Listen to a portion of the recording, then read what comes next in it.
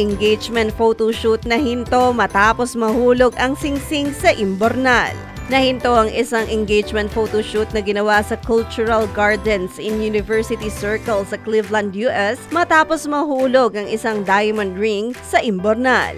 Ayon sa ikakasal na sila Nikki Mac at Cory Beribitsky, napansin ng kanilang photographer na si Emily Ruth na may dumi sa likod sa pantalon ni Cory kaya inalis ito ni Nikki. Ngunit habang inaalis nito ang dumi ay biglang nahulog ang singsing ni Nikki at napunta sa imbornal. Agad naman na dumating ang mga personnel mula Cleveland na fire station para makuha ang nahulog na singsing.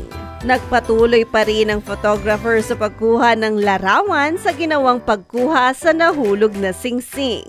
Labis naman ang pasasalamat nila Nikki at Cory sa mga bumbero at plano nilang imbitahan ito sa kanilang kasal.